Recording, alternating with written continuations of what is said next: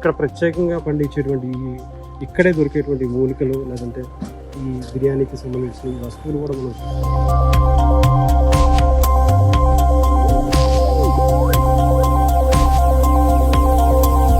అమ్మ ఇది ఇంతకు ముందు ఎప్పటి నుంచి ఉందమ్మా ఇక్కడ ఎప్పటి నుంచి పెట్టారు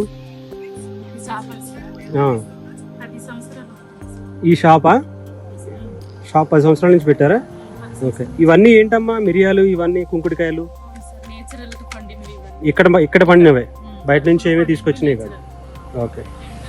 జనాలు బాగానే వస్తున్నారమ్మా. ఇప్పుడు ఇది ఒకటి కట్టారు కదా వుడెన్ బ్రిడ్జ్, బాగా వస్తారా? ఓకే. బాగానే ఉంటుందమ్మా ఇప్పుడు బిజినెస్?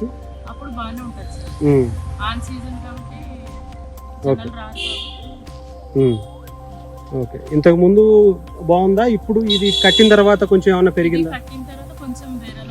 పెరిగింది. మీది ఈ ఊరేనమ్మా? ఇక్కడ ఓకే. ఇక్కడ పెట్టుకున్న వాళ్ళందరూ కూడా ఇక్కడ లోకల్స్ ఏనా, బయట నుంచి వచ్చారు? బయట వాళ్ళు ఎవరు లేరు. ఓకే.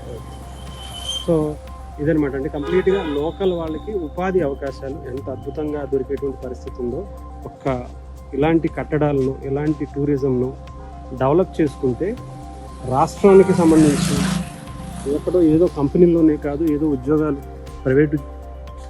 ప్రైవేట్ ఉద్యోగాలే కాదు, ఇవి కూడా చేసుకోవచ్చు అనుకునేటువంటి పరిస్థితి అయితే ఉంది.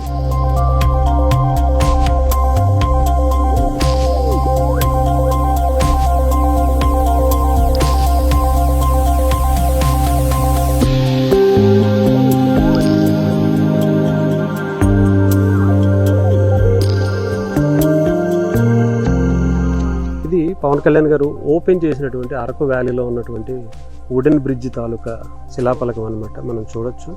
8వ తారీఖు 4వ నెల 2025 పవన్ కళ్యాణ్ గారు ఓపెన్ చేశారు. శ్రీ కొణిదెల పవన్ కళ్యాణ్ గారు అని చెప్తుంది. మనం చూసుకోవచ్చు. దీనికి దాదాపు అంటే లాస్ట్ ఇయర్ నవంబర్లో అయితే దీన్ని శంకుస్థాపన చేశారట. దీన్ని కట్టడానికి సంబంధించి అన్నీ కూడా నిజంగా అంటే అరకుకి సంబంధించి పూర్తి స్థాయిలో టూరిజంని పెంపొందించి ఇక్కడున్న యువతకి గిరిజనులకి ఉపాధి అవకాశాలు రావాలి అనే ప్రధాన ఉద్దేశంతోనే దీన్ని స్టార్ట్ చేసినట్టుగా తెలుస్తుంది. చాలామంది ఇటు తెలుగు రాష్ట్రాల్లోనే కాకుండా అటు ఒడిస్సా నుంచి మిగతా రాష్ట్రాల నుంచి కూడా ఇక్కడికైతే రావడం జరుగుతుంది. సో ఒకసారి మనం పైకి వెళ్ళేది కూడా మనం చూసుకొచ్చి ఇక్కడ అనేక చెట్లను కూడా మీరు చూడొచ్చు. కాఫీ చెట్లు, అలాగే అనేక పనస చెట్టు, అంటే కొన్ని సిల్వర్ ఓక్ అంట, అలాంటివి చాలా ఉన్నట్టున్నా ఒకసారి చూసే ప్రయత్నం చేద్దాం.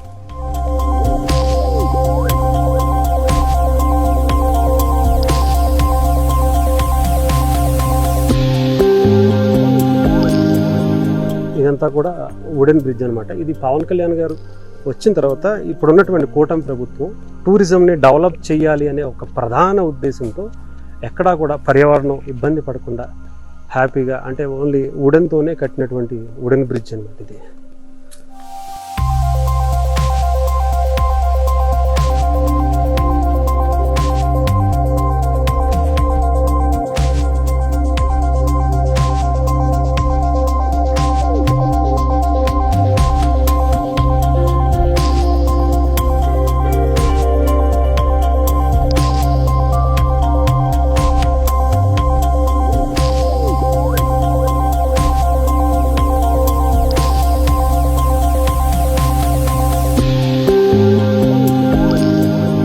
అంటే గిరిజనులకు సంబంధించి వాళ్ళకి ఉపాధి అందిస్తే కనుక అంటే ఎక్కడెక్కడి నుంచో తీసుకురావాల్సినటువంటి అవసరం లేదు. ముఖ్యంగా ఇక్కడ ఉన్నటువంటి లోకల్స్కి ఇలాంటి అవకాశాలు కనిపిస్తే వాళ్ళకి ఉపాధి దొరుకుతుంది. తద్వారా ఎంతోమందికి ఉపాధి అవకాశాలు వాళ్ళు ఇచ్చినటువంటి అవకాశం అవుతుంది. అంతేకాకుండా ప్రభుత్వానికి కూడా చాలా మంచి ఆదాయం దీని ద్వారా వచ్చేటువంటి పరిస్థితి కూడా ఉంటుంది. సో ఇవన్నీ కూడా అరకు అంటే మన ఆంధ్రప్రదేశ్లో ముఖ్యంగా ఉపాధి అనేది చాలా తక్కువైపోతున్నటువంటి పరిస్థితుల్లో గిరిజనులు ఇక్కడ నుంచి బయటికి రాలేనటువంటి వాళ్ళకి కూడా అక్కడే ముఖ్యంగా అద్భుతమైనటువంటి ఇలాంటి లొకేషన్స్లో ఇలాంటి వాటిని డెవలప్ చేస్తే డెఫినెట్గా చాలా మంచి ఫలితాలు ఉంటాయి అనేది పవన్ కళ్యాణ్ గారి అటు చంద్రబాబు నాయుడు గారి విజన్గా మనం చూడొచ్చు. అందుకనే ఎక్కువగా ఇక్కడ ఉన్నటువంటి ట్రైబల్స్ ఏరియాస్కి గత ప్రభుత్వాలు జగన్మోహన్ రెడ్డి గారు వాళ్ళ టీం అంతా కూడా గంజాయి సాగుకు ఉపయోగిస్తే ఇప్పుడున్నటువంటి గవర్నమెంట్ ముఖ్యంగా చంద్రబాబు నాయుడు గారు పవన్ కళ్యాణ్ గారు కూర్చుని ఆలోచించి వాళ్ళని ఆ గంజాయి నుంచి బయటకు తీసుకురావాలి, ప్రత్యామ్నాయ ఏర్పాట్లు చేయాలి. వాళ్ళకి సంబంధించి పూర్తిగా అటు టూరిజం కావచ్చు, ఇలాగా అటు మిరియాలు కావచ్చు, ఇటు అరకు కాఫీ అనే ఒక బ్రాండ్ని క్రియేట్ చేసి ఆ కాఫీ పౌడర్ని విశ్వవ్యాప్తం చేయాలనే ఒక సంకల్పం కావచ్చు.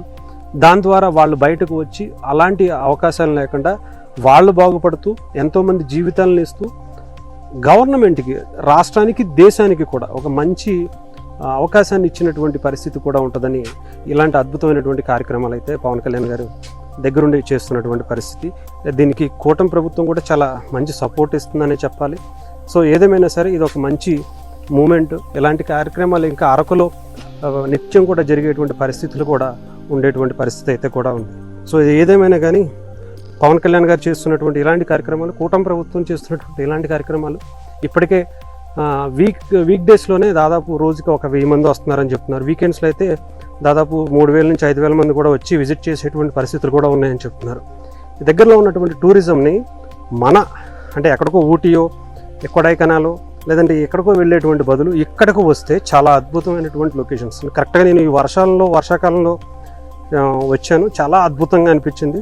సో ఇలాంటి విజిట్ చేస్తే మన గవర్నమెంట్కి, మన యువతకి, మన గిరిజనులకి కల్మషం లేనటువంటి ఈ గిరిజనుల ఆ మనస్తత్వాన్ని కూడా మనం కూడా ప్రత్యేకించి చూసినట్టు కూడా అవుతుంది.